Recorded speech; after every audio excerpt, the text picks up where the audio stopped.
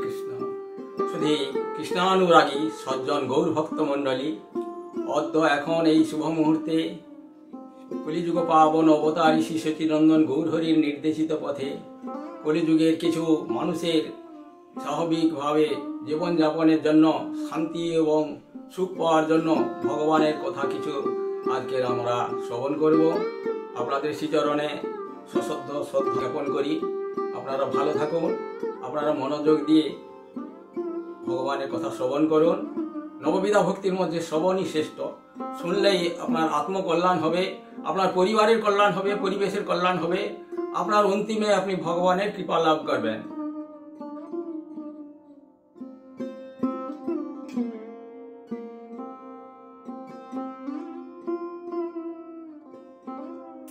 হরে কৃষ্ণ কৃষ্ণ কৃষ্ণ হরে হরে, হরে রাম রাম রাম হরে হরে। বন্দে অহং শ্রী গুরু শ্রীযুত পদ কমলং শ্রীগুরুন বৈষ্ণবংশ শ্রীরূপং সাগ্রজাতং স্বগণ রঘুনাথান্বিতং तं সজীবং সাদ্বৈতং সাবধূতং পরিজন সহিতং কৃষ্ণ চৈতন্য দেবং শ্রী রাধা কৃষ্ণ পাদান স্বগণ ললিতা বিশাখান্বিতং। আমার প্রিয় ভক্তমণ্ডলীর শ্রীচরণে ষষ্ঠ দণ্ডবৎ প্রণতি জ্ঞাপন করি। কৃষ্ণ নাম কর জীব আর সব মিছে, পলাইতে পথ নাই জম আছে পিছে। কি ভোজনে কি শয়নে কি বা জাগরণে, অহর্নিশ চিন্ত কৃষ্ণ বলহ বদনে। পৃথিবীতে আছে যত নগরাদি গ্রাম, সর্বত্র প্রচার হইব মোর কৃষ্ণ নাম। অপরাধ শূন্য হয়ে লহ কৃষ্ণ নাম, কৃষ্ণ মাতা কৃষ্ণ পিতা কৃষ্ণ ধন প্রাণ। প্রভুর আজ্ঞায় ভাই মাগি এই ভিক্ষা, বল কৃষ্ণ ভজ কৃষ্ণ করো কৃষ্ণ শিক্ষা।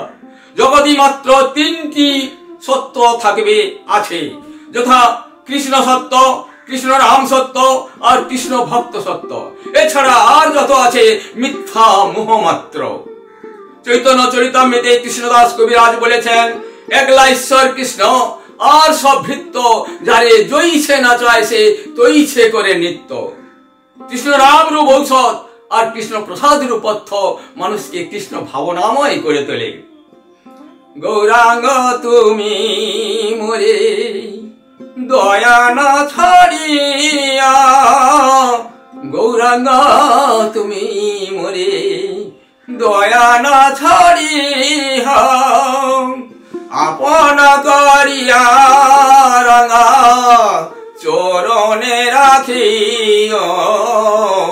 গৌরাঙ্গ তুমি মোরে দয়া না ছাড়িহ, তোমার চরণ লাগি সৌতে আগিন, শীতল চরণ পাইয়া শরণ লইনু।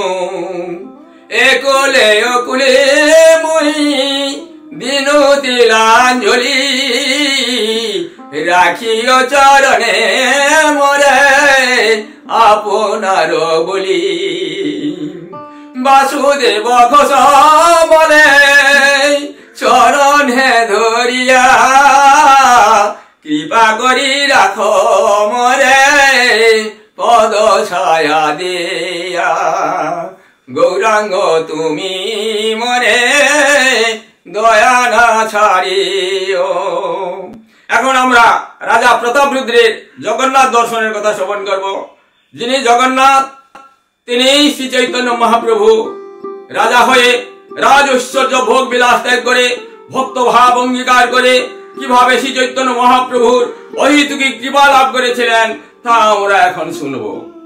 রাজা প্রতাপরুদ্রের রাজত্বকাল 1497 খ্রিস্টাব্দ হইতে 1540 খ্রিস্টাব্দ পর্যন্ত 43 বৎসর। রাজধানী ছিল কটক শহরে। ধর্মপ্রাণ ও বিদ্বান রাজা মহাপ্রভু চৈতন্য দেবের কথা শুনেছেন। পুরীতে গিয়ে তিনি জগন্নাথকে দর্শন করতে গিয়ে দেখলেন সিংহাসনে রত্নবেদিতে জগন্নাথের পরিবর্তে সেখানে এক সন্ন্যাসী জগন্নাথের আসনে উপবিষ্ট হয়ে আছেন। তিনি পরিচা বা তত্ত্বাবধায়ককে জিজ্ঞাসা করলেন, জগন্নাথের আসনে জগন্নাথ নেই কেন, ওই সন্ন্যাসী কেন বসে আছেন? আর বলরাম এবং সুভদ্রার আসনে যথারীতি তারা উপবিষ্ট আছেন। সবাই জগন্নাথকে দেখছেন, রাজা একাই দেখছেন সন্ন্যাসীকে। রাজা বিস্মিত হলেন। রাজা গম্ভীরাতে কাশী মিশ্রের বাড়িতে এসে অবাক হলেন, সেই সন্ন্যাসী এখানে বৃন্দাবন লীলা আলোচনা করছেন। কৌতূহল মনে তিনি পুনরায় মন্দিরে ফিরে দেখেন সেই একই ঘটনা। রত্নবেদিতে সন্ন্যাসী শ্রী চৈতন্য মহাপ্রভু। রাজার বিশ্বাস হলো এই জগন্নাথই এই সন্ন্যাসী শ্রী চৈতন্য দেব। কটক শহরে ফিরে মহাপ্রভুর সেবক গোবিন্দ, পুরী গোস্বামী, কাশী মিশ্র, সার্বভৌম ভট্টাচার্যের কাছে আবেদন করল মহাপ্রভুকে কটকে রাজধানীতে নিয়ে আসার জন্য। তার রাজার আবেদন তারা প্রভুকে জানালেন। প্রভু বললেন, রাজ দর্শন সন্ন্যাসীর ধর্ম নহে, তোমরা ফিরে যাও। শুনে রাজা মর্মাহত হয়ে 10 দিন অন্ন জল ত্যাগ করে রাজকার্য পরিত্যাগ করলেন। পুনরায় পুরী গোস্বামী মহাপ্রভুর নিকট খবর জানালেন। মহাপ্রভু বললেন, রাজাকে আমার নিকট নিয়ে এসো। রাজা নম্র ভাবে প্রেম ভক্তি বিহল হয়ে বারংবার ভূমিতে ধন্যবাদ প্রণতি জানালো। মহাপ্রভুকে সরভুজ দর্শন তিনি করলেন। সাত্বিক ভাব এলো রাজার। প্রভু প্রভু বলে হরিধ্বনি দিয়ে রাজা সহ সবাই বেষ্টন করে নাচতে লাগলেন। মহাপ্রভু রাজাকে প্রজা পালনের নিষ্ঠা, কর্তব্য পালন ও ভগবানের দূত হয়ে ভক্তিভাবে কৃষ্ণের দাস হতে বললেন। প্রভুর উপদেশে রাজা মনের আনন্দে রাজ্যে ফিরে গেলেন। জগন্নাথের রথ চলার পূর্বে রাজা প্রতাপরুদ্ধ স্বর্ণ ঝাড়ু দিয়ে রাস্তা ঝাড় দিয়ে যাত্রা শুরু করতেন, তাই শ্রেষ্ঠ ঝাড়ুদার বলা হয় রাজাকে। একদা রথযাত্রার শেষে মহাপ্রভু জগন্নাথ বল্লভ উদ্যানে গাছতলায় বিশ্রাম করছিলেন। ভক্ত রাজা হয়ে কিভাবে ভক্তিভাব অঙ্গীকার করলেন। রাজা ভক্ত প্রতাপরুদ্র সাধারণ পোশাকে এসে মহাপ্রভুর চরণ সেবা করছিলেন এবং সুখে মুখে কীর্তন করছিলেন। তখন মহাপ্রভু উঠে রাজাকে আলিঙ্গন করে কৃপা করলেন। এটাই হচ্ছে সঠিক পন্থা।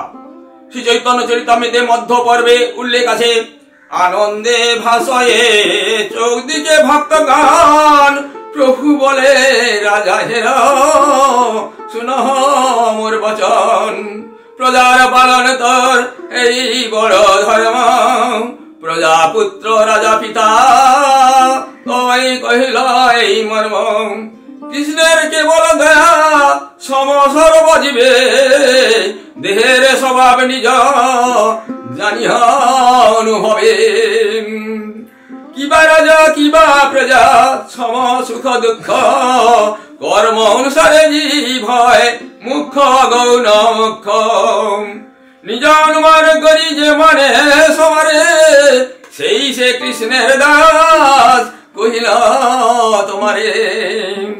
রথযাত্রার সময় সোনার ঝাড়ু দিয়ে রথ এবং রথযাত্রার পথ পরিষ্কার রাজা সূত্রপাত করেন, তাই এই অনুষ্ঠানের নাম সেরা পহরা।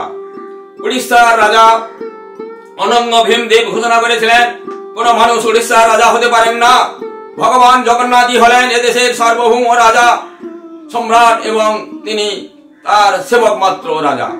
একদা প্রভু জগন্নাথ রথের উপরে বসে আছেন। বহু যাত্রী একত্রিত হয়ে রথের রশি ধরে টানছেন, কিন্তু রথ কিছুতেই নড়ছে না। বড় বড় হাতির সাহায্যে রথ টানবার চেষ্টা করা হলো, তাতেও এক বিন্দু রথকে টলানো গেল না। তখন সকলের ঐকান্তিক ইচ্ছায় শ্রী জগন্নাথ দেব শ্রী চৈতন্য মহাপ্রভু রথকে স্পর্শ করলেন। সকলে বিস্ময়ে হতবাক। মহাপ্রভুর অলৌকিক স্পর্শে হড় হড় করে সহজেই রথ চলেছিল।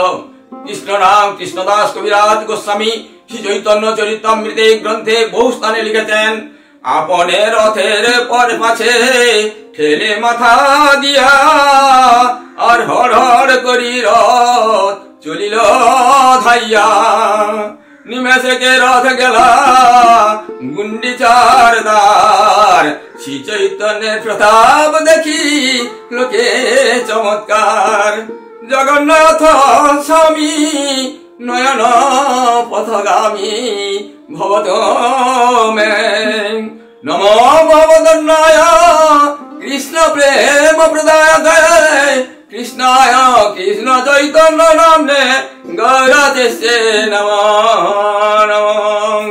এভাবে রাজা রাজৈশ্বর্য বিলাস পরিত্যাগ করে শ্রী চৈতন্য মহাপ্রভুর চরণে আশ্রয় নিয়েছিলেন। আমরা যদি ভগবানের শ্রীচরণে ঐকান্তিক প্রচেষ্টায় আমরা আত্মনিবেদন করি, তাহলে ভগবানের কৃপায় আমরা শান্তি মুক্তি পাবো। হরে কৃষ্ণ, জয় জগন্নাথ, জয় জগন্নাথ।